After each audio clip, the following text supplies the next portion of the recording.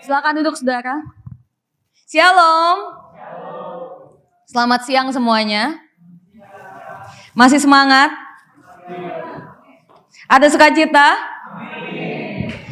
Oke, saya perkenalin diri dulu ya saudara ya. Perkenalkan, nama saya Stansi Natania.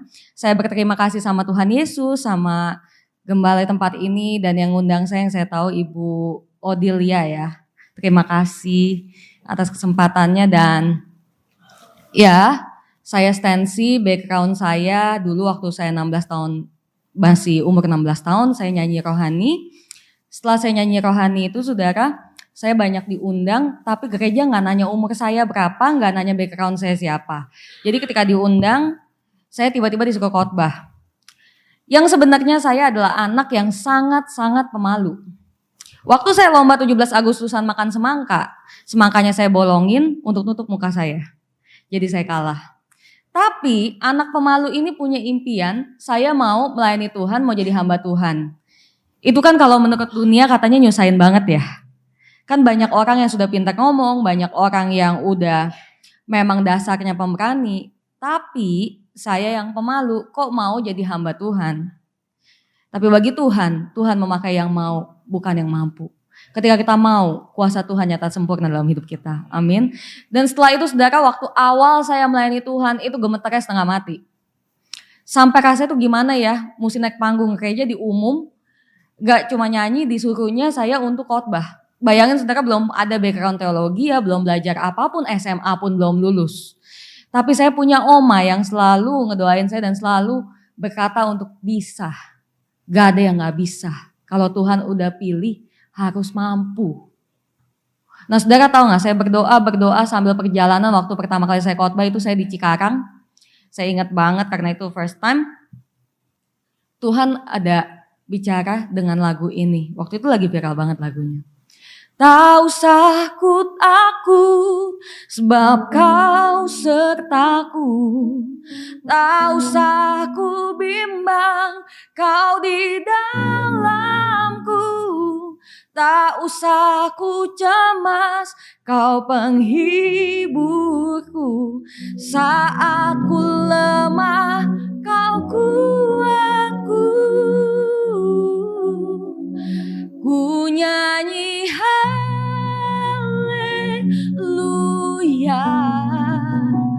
ku nyanyi haleluya.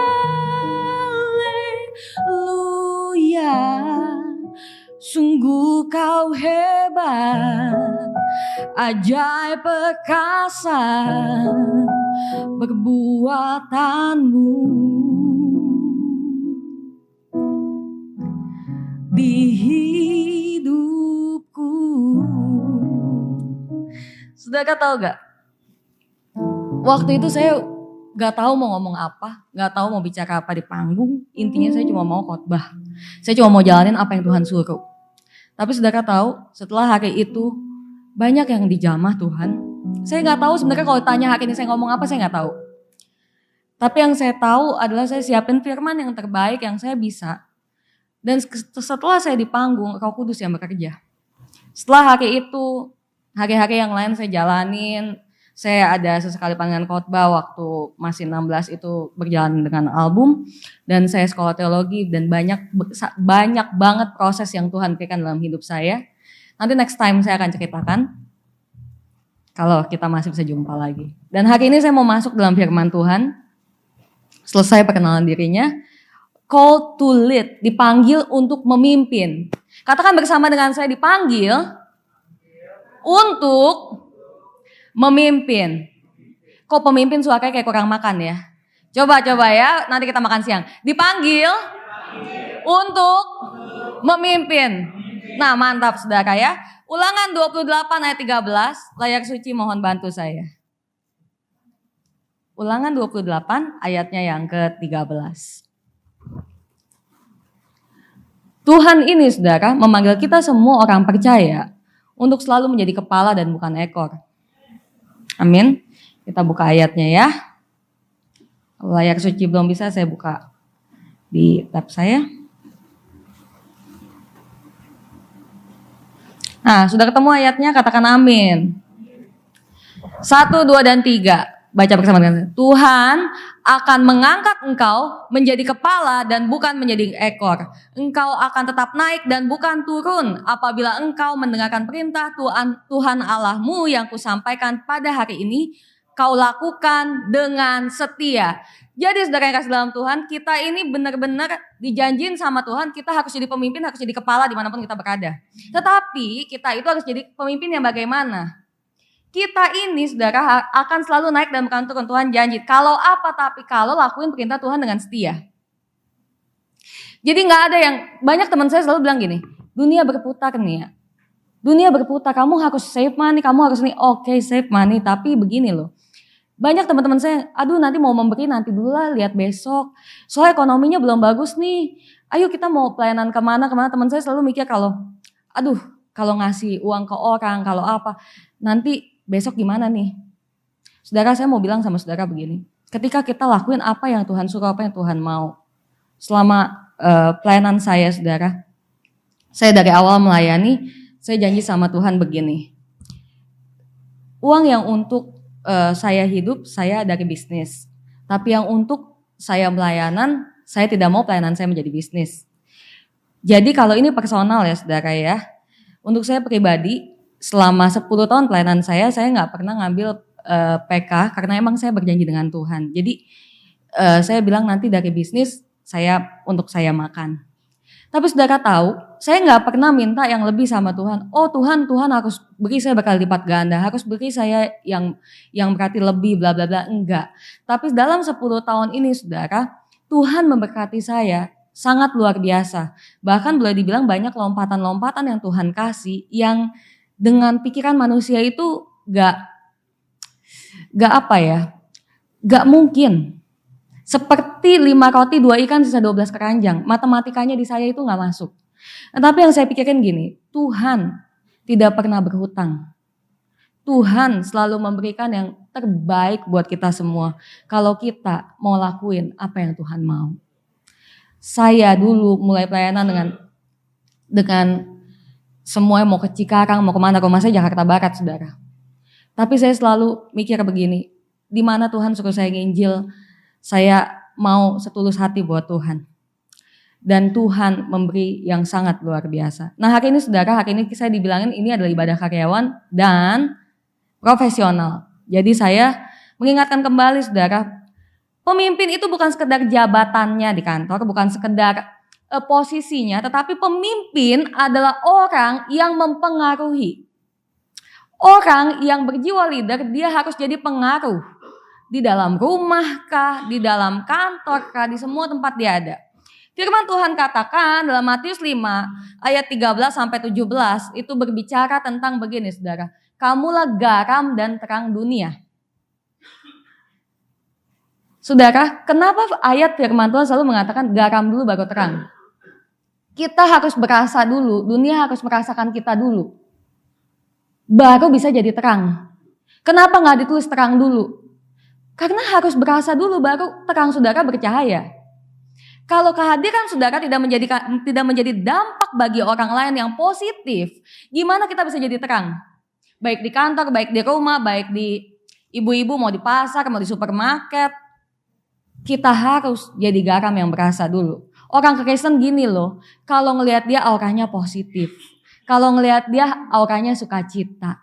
Jangan kalau kita dilihat orang auranya udah mukanya payah. Udah ditekuk dulu. Udah hawanya, aduh ibu ini banyak gosip nih. Di sini nggak ada ya saudara ya, di tempat lain ya saudara ya.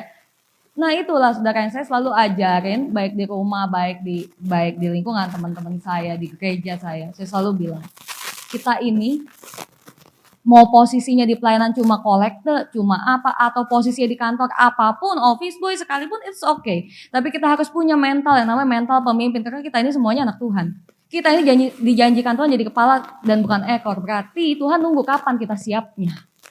Kapan kita jadi mental kita dulu yang dibentuk Tuhan.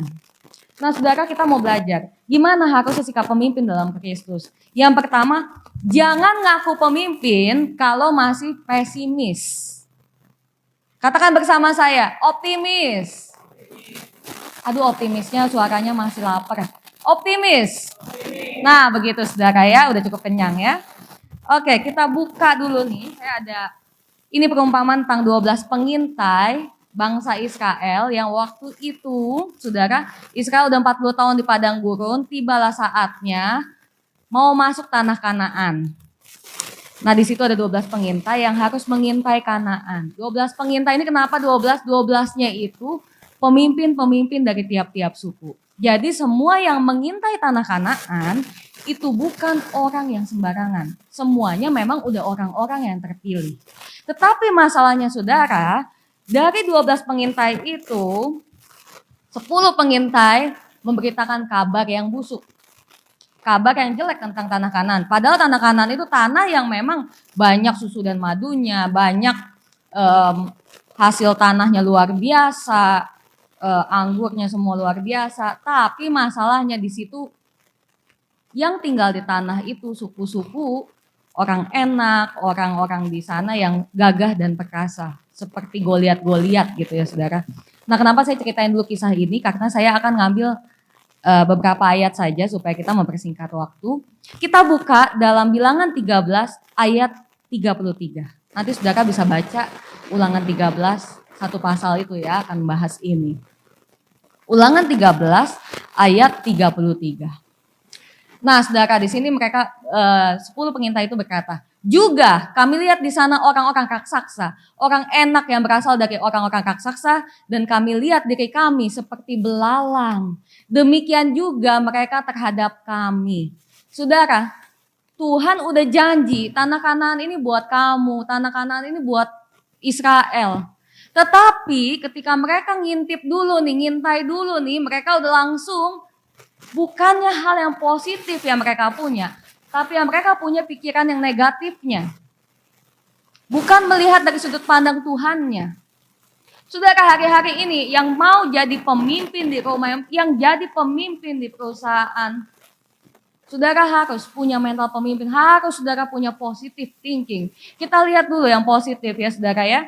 Satu-satunya Kaleb yang berpikir positif di ayat ke-30. Ayat 30. Kemudian Kaleb mencoba menenteramkan hati bangsa itu di hadapan Musa katanya. Tidak, kita akan maju dan menduduki negeri itu sebab kita pasti akan mengalahkannya. Nah ini saudara, pemimpin sejati itu harusnya begini. Itu yang 10 yang bikin kabar yang busuk, mereka itu juga sebenarnya sudah pemimpin, udah orang-orang pilihan. Tapi ketika melihat kenyataan yang ada yang jelek dan ada yang bagus, yang mereka tetap pilih yang jelek. Nggak ingat janji Tuhannya. Tuhan loh yang berjanji sama mereka, tanah Kanaan buat kamu loh. Tapi masih bisa nggak percaya diri, masih mentalnya kita cuma kayak belalang. Mereka itu raksasa, mereka itu pasti kita kalah. Saudara hari-hari ini kita mau jadi apapun, mau di perusahaan jadi apa kek, mau di rumah sebagai seorang ibu atau seorang ayah. Kalau mentalnya udah pesimis dulu, mempengaruhi orang-orang di sekitar untuk pesimis. Ketika kita optimis, kita udah meraih 50% dari kemenangan. Amin, saudara, amin kok cuma satu. Amin. Saudara gini ya, saya waktu awal mau khotbah itu, saya memang gemeteran. Saya gemeteran sekali, jujur. Tetapi karena saya ucap syukur punya oma yang positive thinking banget. Oma saya bukan pendeta, background keluarga saya tidak ada yang pendeta. Tapi oma saya pendoa yang luar biasa. Jadi dia yang selalu support saya untuk, nih ya tidak ada yang tidak bisa, yang seperti yang tadi saya bilang. Nah maka dari situ, saya biarpun ada rasa takut, iman saya mengalahkan ketakutan saya. Nah itu yang kita mesti punya mental seperti itu saudara. Waktu saya bilang saya bisa, hari ini saya khotbah di judulnya kan disuruh di antara karyawan dan profesional. Saya seringkali khotbah di kantor-kantor, di perusahaan. Saya juga kadang khotbah di kaum ibu, kadang di lapas. Kadang saya malah jarang di youth. 10 tahun pelayanan saya banyakkan pelayanan malah di umum, saudara. Tapi kalau saya selalu bermental seperti ini, aduh saya kan masih muda. Saya nggak bisa nih takutnya. Semuanya jauh lebih tua dan lain sebagainya. Saya nggak maju-maju, saya nggak melayani Tuhan hari ini. Teman-teman saya, saudara ya. Kita sama-sama sekolah teologi, sama-sama dididik yang sama dan lain sebagainya. Tapi seringkali yang kalahnya di mana? Kalahnya di mentalnya. Mentalnya gimana? Aduh, tar dulu deh kalau untuk umum mau yut dulu. Tar dulu deh kalau misalkan ke lapas, jangan dulu deh, masih gak berani nih gini. Saudara, saya selalu berpikir begini, selama masih sama-sama makan nasi, saya tidak boleh takut. Karena kenapa? Yang saya bawa nama Tuhan yang besar, nama Tuhan yang hidup. Saudara, dalam perusahaan pun saya selalu belajar. Apa saya memimpin gitu kan. Saya selalu belajar bahwa mau tender sesulit apapun, sesusah apapun, kita berdoa dulu. Kita berjuang dulu. Urusan menang ataupun kalah tender itu, selalu kita berpikir bahwa itu Tuhan yang pegang kendali, itu Tuhan yang ambil kendali. Dari perusahaan kita kecil sampai perusahaan kita berkembang. Kuncinya dari apa? Mentalnya dulu untuk berani melangkah. Saya belajar saudara bahwa ketika kita punya mental yang bisa, itu benar-benar mempengaruhi banget dalam hidup. Makanya ada yang namanya kayak kalau di Instagram sekarang law of attraction. Saya nggak percaya dengan itu yang katanya kemampuan diri sendiri bisa menarik semua hal. Tapi masalahnya kata Tuhannya dihilangkan. Dia bilang kekuatan pikiran dan alam semesta. Hari-hari ini banyak kebenaran yang diplesetin sama iblis. Hari-hari ini banyak anak Tuhan juga yang ikut seperti itu saudara. Apalagi anak-anak muda ya di luar sana. Teman-teman saya banyak yang tanya saya masalah hukum law of attraction. Jadi mengandalkan kekuatan semesta. Nanti kalau mau misalnya mau punya rezeki, mau punya apa dicatetin gitu saudara ya. Nanti bisa dapat katanya. Tapi kalau saya selalu percaya kita punya Tuhan Yesus. Kita harus punya iman yang lebih daripada iman dari dunia ini. Amin saudara. Jadi semuanya di sini siap untuk positive thinking. Jadi pulang dari sini jangan ada lagi yang bilang, aduh saya nggak bisa nih Pak Gembala pelayanan, saya nggak bisa nih jadi pendoa. Hei, orang Kristen itu harus tiap hari berdoa. Jadi nggak ada yang boleh bilang saya nggak bisa doa. Karena doa itu harus nafas hidup orang percaya. Amin saudara. Oke. Yang kedua saudara ya, pemimpin itu harus setia, setia walau harus menunggu. Saudara yang kasih dalam Tuhan, bangsa Israel itu 40 tahun di padang gurun. Banyak yang sudah gak ada juga karena memang selama perjalanan Tuhan itu membentuk karakter saudara. Kita buka dalam Yosua 14 ayatnya yang ke-10. Ini juga masih tentang si Kaleb. Karena saya sangat tertarik dengan Kaleb ini saudara ya. Yosua 14 ayatnya yang ke-10. Udah ketemu semuanya? Udahlah pastilah saudara lah, jangan gitu ya. 14 ayat 10. Jadi 1, 2, dan 3 baca sama saya biar gak ngantuk. 1, 2, 3. Jadi sekarang sesungguhnya Tuhan telah memelihara hidupku seperti yang dijanjikannya. Kini sudah 45 tahun lamanya sejak diucapkan firman itu kepada Musa. Dan selama itu orang Israel mengembara di padang gurun. Jadi sekarang telah berumur 85 tahun aku hari ini. Saudara yang kasih dalam Tuhan, Kaleb sudah 85 tahun. Menunggu masuk Kanaan itu 45 tahun. Tapi lihat Kaleb, dalam menanti janji Tuhan, dia melihat tanah yang dijanjikannya itu banyak raksasa, banyak orang-orang yang gagah, yang kayaknya pasti dia kalah perang. Dia masih bisa berpikir positif. Saudara, kadang saya selalu berpikir begini, setiap saat dalam hidup itu ada, kita pasti ngalamin kegagalan, kekalahan, kekecewaan. Tetapi dari kecil yang saya tanamin dalam diri saya, bahwa setiap kegagalan yang Tuhan izinkan untuk saya alami, itu adalah kemenangan yang tertunda. Karena seringkali Tuhan lebih tertarik pada proses daripada kasih hasil yang instan. Kenapa Tuhan gak mau kasih yang instan? Bukan karena Tuhan gak sayang saudara ya. Karena terkadang ketika hal yang instan itu gak baik untuk karakter kita saudara. Begini. Saya mau kasih contoh satu hal. Saudara tahu Indonesian Idol? Yang acara idol itu saudara ya, di seluruh dunia ada acara idol.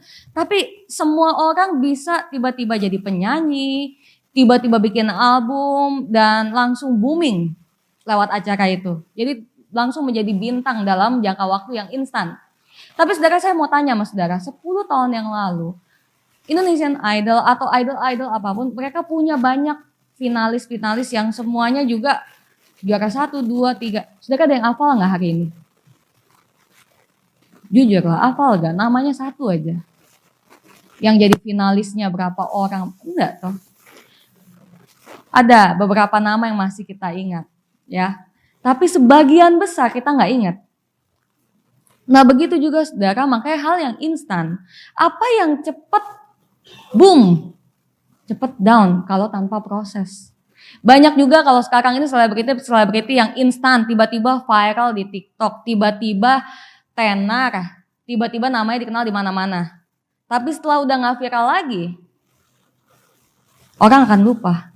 Beda sama album-album yang dulu-dulu, yang kalau kita lihat kayak, saya aja masih hafal kalau kayak ada grup penyanyi The Bee Gees, The Beatles, sampai dia tuh semuanya bisa legend. Ternyata saudara, mereka semua punya sejarahnya, punya prosesnya untuk jadi penyanyi, untuk jadi pemusik terkenal, untuk jadi apa, semua mengalami prosesnya dulu.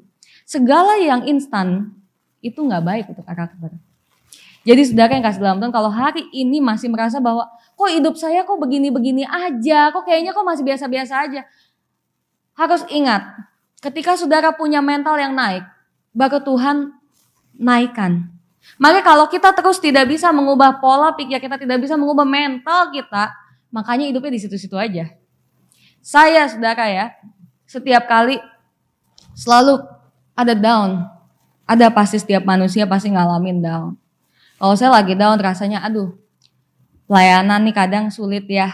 Kadang kan saya harus bawa mobil sendiri mana. Terus ya kadang gak ada yang nemenin, kadang harus luar kota semuanya harus saya cancel. Saya mesti cuma Jakarta aja gitu selama ini. Tapi di saat saya lagi down, saya selalu kunci pintu, lipat tangan, saya doa.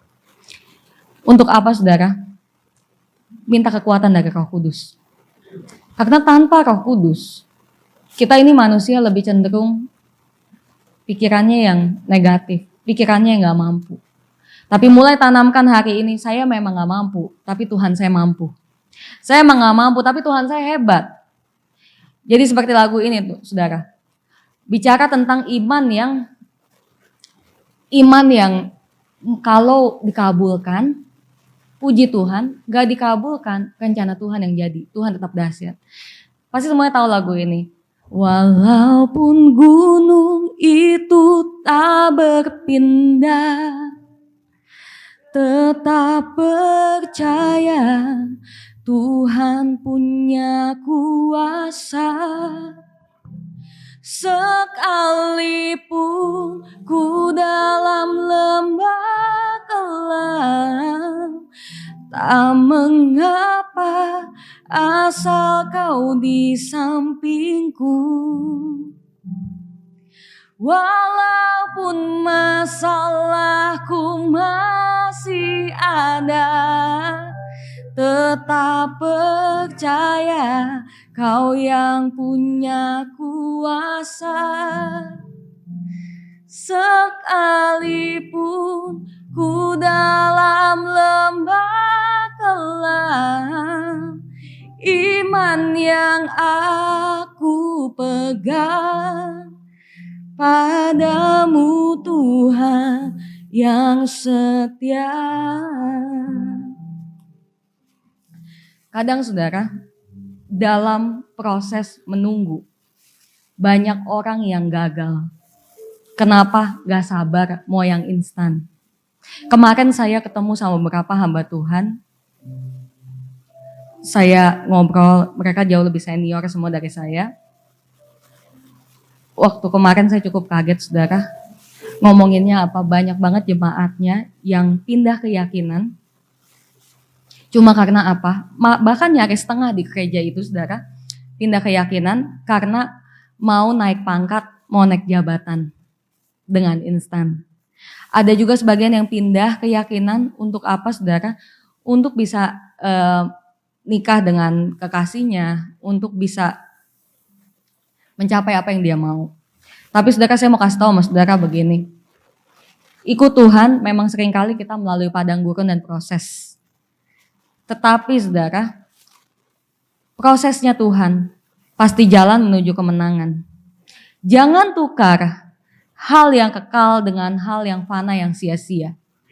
Saya punya banyak teman yang awalnya pelayanannya jauh lebih duluan dia.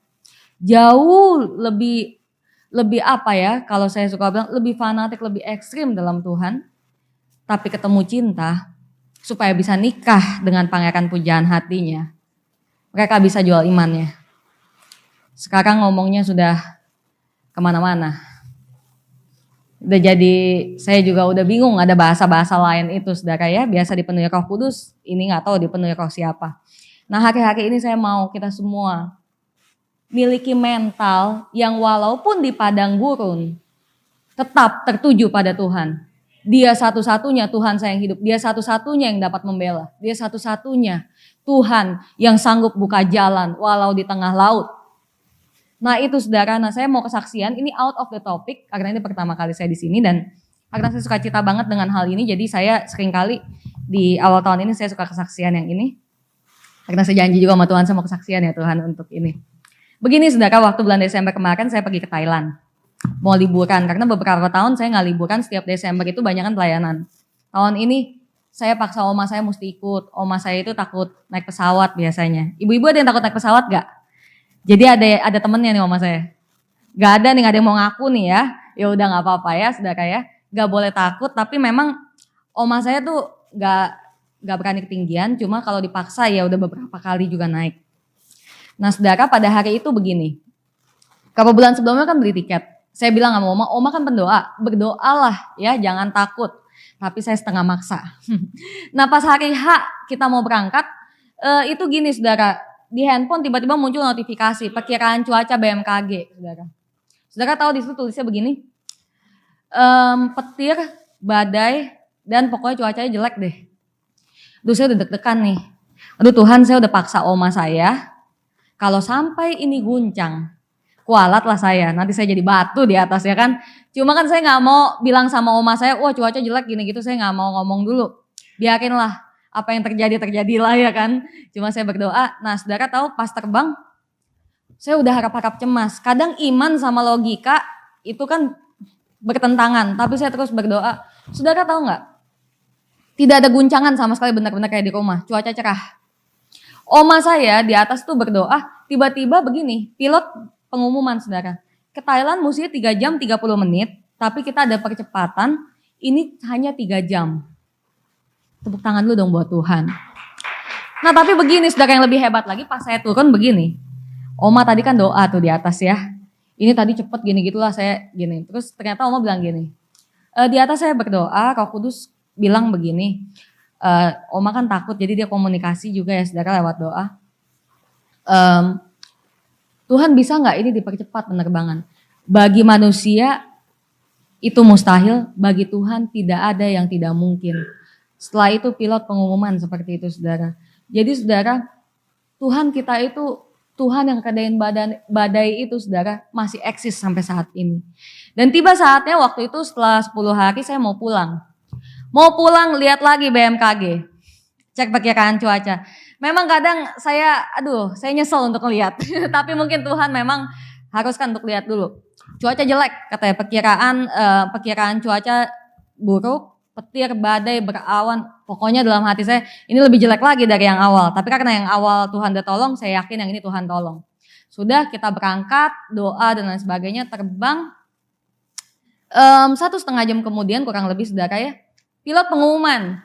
Pengumumannya kayak begini, tolong pasang sabuk pengaman gitu ya. Sabuk pengaman semuanya dipasang, kita akan menghadapi turbulence. Saudara tahu turbulence itu yang gimana? Yang ngek. Itu kan kalau yang takut naik pesawat itu kan gawat sekali loh ya gitu kan. Karena kita kemungkinan ada Columbus atau apa itu awan, saya gak gitu ngerti. Nah udah kayak begitu, oma saya tanya, karena kan itu bahasa Inggris dan saya naik pesawat Thailand, jadi oma sudah tua kurang ini. Nia itu ada apa? Aduh Tuhan saya minta maaf. Padahal di atas hamba Tuhan bohong loh. Ini jangan dicontoh saudara ya, karena saya takut oma saya takut. Itu ada apa? Suka pasang sabuk. Oh ini mah, itu disuruh mau mendarat. Bagus 1,5 jam siapa yang mau daratin gitu kan. Terus udah kayak gitu, aduh Tuhan minta ampun nih dosa. Adek saya nengok, set, kan kursi depan saya. Mah, pasang sabuk, kita mau turbulence. Yah, capek-capek bohong dalam hati. Dan ada saya jujur, oma saya berdoa lagi saudara. Dia doa fokus banget, saya gak tahu dari mana sih juga doa. 1,5 jam, dalam berapa menit saya tuh mau ke toilet saudara ya. Tapi saya pikir begini, ini udah gak ada guncangan, aman lah saya cabut, saya ke belakang. Pramugara stopin saya, semua pintu toilet dikunci. Saya disuruh balik, bahkan saya disuruh duduk di kursi manapun, disuruh pasang. Berarti udah urgent. Cuma gini saudara, selama penerbangan 3 jam 30 menit, saya disuruh pakai sabuk pengaman dimulai dari penerbangan 1,5 jam. Tidak ada guncangnya, tidak ada ngeknya. Saya dalam hati begini saudara ya, saya mikir Tuhan apakah saya dosa bohongin oma saya ini. Jadi saya nahan kencing, itu mau 2 jam saudara, tau gak? Dan tanpa guncangan. Sampai mendarat, pilot itu tidak mungkin namanya bercanda. Dan setelah kami mendarat dengan mulus, saudara tahu gak? Oma saya kan saya suka naik kursi roda, jadi saya bawain kursi roda supaya bandara kan panjang ya. Tim yang bandara ngomong begini, yang orang yang bawain kursi roda oma saya, ada berapa orang, ayo kita mesti cepat, kita mesti evakuasi yang itu, yang pesawat yang ini mau turun. Saya nguping ada kayak gitu, tapi saya nggak gitu ngeh itu apa. Ternyata saudara ada pesawat yang dari Australia, waktu itu dia naik pesawat Indonesia, saya nggak boleh sebut namanya, tapi di warta berita itu masuk bahwa mereka mengalami turbulensi yang sangat parah sampai banyak penumpang yang patah tulang. Jadi mendarat tidak dengan mulus, banyak yang patah-patah, itu mendaratnya nyaris bersamaan dengan saya. Bedanya cuma 5 menit paling, saya turun dia turun gitu loh saudara. Sampai jadi tuh di satu gate yang sama. Jadi saya juga gak tahu gate mana, tapi pokoknya dia yang dorongin kursi roda harus ke sana gitu loh saudara. Jadi saya mau kasih tahu sama saudara begini, saudara mau kemanapun, mau posisi dimanapun, orang yang berdoa dan yang tidak itu beda. Mungkin di pesawat yang sana juga pasti ada anak-anak Tuhan, tapi oma saya itu berdoa dari 3 bulan, berapa bulan sebelumnya itu dengan khusyuk setiap hari mendoakan penerbangannya. Mungkin banyak orang yang cuma doanya seperti doa makan. Yang cuma Tuhan, saya mau berangkat hari ini ya udah saya yakin Tuhan sertai, bye-bye. Tapi beda dengan orang yang sudah berharap penuh dengan Tuhan. Makanya saudara hari-hari ini, apapun yang terjadi dalam hidupmu, andalkan Tuhan. Dia Tuhan yang dahsyat. Tepuk tangan dong buat Tuhan. Saya ngucap syukur banget. Kalau seandainya mungkin tidak ada yang berdoa di sana, tidak ada yang ngandelin Tuhan, mungkin saya udah jadi salah satu yang patah-patah, ya kan? Kesaksiannya masalah patah tulang lagi hari ini, ya kan saudara kan? Saya jadi tanamin nama saudara, semua yang ibu-ibu tempat ini, bapak-bapak tempat ini, semua kalian kan pemimpin, minimal pemimpin di rumah tangga, pemimpin dimanapun, untuk anak-anak, untuk semua. Jadilah pemimpin yang punya positive thinking, pemimpin yang berdoa kepada Tuhan, pemimpin yang takut akan Tuhan, pemimpin yang setia walau harus menunggu dalam proses. Dan yang ketiga yang terakhir, pemimpin itu gak pernah kehilangan semangat. Pemimpin itu pemengaruh yang gak boleh hilang semangat. Karena dia yang harus semangatin semua orang di saat semua orang lemah imannya. Di saat semua orang gak mampu rasanya. Ayo kita buka dalam Yosua 14 ayat 12. Kita back ke firman lagi ya. Yosua 14 ayat 12. Ayo sama-sama kita baca ya.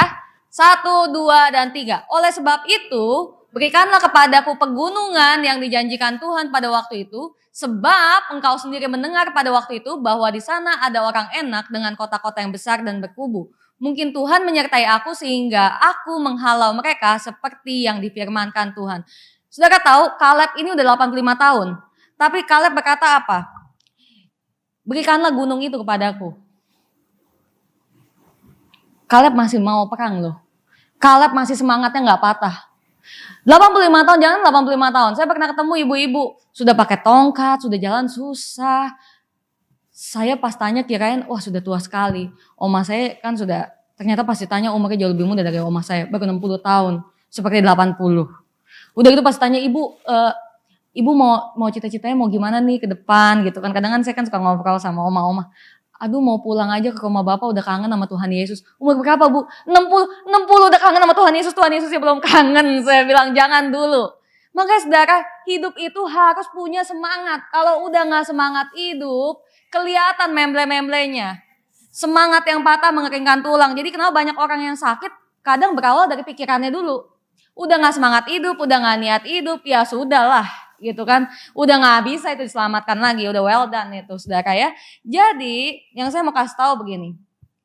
Kaleb aja saudara ya, yang udah di padang gurun, diproses Tuhan, di segala macam, dia sampai tua masih bisa mau perang. Sampai tua masih gak patah semangat. Kita ini anak-anak Tuhan sudah mengenal Yesus, sudah tahu mujizatnya Tuhan Yesus yang membelah laut, yang teduhkan badai. Kalau nyanyi kita kan semua pintar ya kalau di gereja kan. Yang membelah laut, yang teduhkan badai, yang mustahil pun terjadi karena kuasa-Mu. Yang apa? Yang pegang hidupku, yang buka jalan bagiku. Kau pembuat mujizat sejati. Tapi pas sampai ke rumah, aduh Tuhan, ongkos besok ke gereja gimana? Gak ke gereja aja ya Tuhan. Hei, selama masih punya transportasi yang namanya kaki, saya akan jalan. Saudara tahu, waktu kita semuanya di lockdown COVID, gereja semuanya tutup, banyak banget orang yang rindu ke gereja, termasuk saya rindu banget. Tapi ketika gereja dibuka, kok lebih sepi dibanding sebelum zamannya COVID. Semuanya beralih ke online. Jadi yang katanya dulu rindu sama Tuhan, yang kangen sama Tuhan, pada kemana? Nah hari-hari ini saudara, kita lihat. Dunia kita gak baik-baik aja. Ada perang, ada apa semua. Saya gak bahas itu, saya bukan orang politik. Tapi satu hal yang saya mau ingetin sama saudara, kemarin ini banyak yang ngantri bensin ya. Bensin saya benar-benar udah 0, makanya saya ngantri, dipanjangin lagi. Sampai di hati cuma, aduh Tuhan jangan sampai saya dorong ya kan, gak kuat. Semua orang panik, takut nanti gak ada bensin, takut nanti gak ada ini, gak ada itu. Boleh berjaga-jaga secara dunia, kita masih hidup. Tapi yang terpenting, yang terutama dalam hidup ini, jaga hati, jaga fokus sama Tuhan. Jaga pikiranmu sama Tuhan. Karena hari besok, bahkan 1 jam ke depan, kita gak tahu kapan kita dipanggil Tuhan. Kita gak tahu siapa yang pulang duluan. Teman-teman saya, yang dulu masih muda, merasa masih panjang umurnya, banyak yang sudah ketemu Bapa di surga. Dan hari ini, yang paling penting siapin diri, untuk siap kapanpun Tuhan panggil. Jadi saudara, hidup jadi orang percaya itu gak boleh pensiun dari iman. Fisik boleh tua, tapi pensiun dari iman itu tidak boleh. Pensiun dari Yesus itu gak boleh sampai kita dipanggil Tuhan. Gak boleh pensiun dari iman, gak boleh pensiun dari kebenaran, gak boleh pensiun dari visi. Fisik boleh semakin lemah, tapi yang di dalam harus tetap selalu kuat. Amin saudara. Firman Tuhan hari ini selesai. Saya mau kita doa dulu.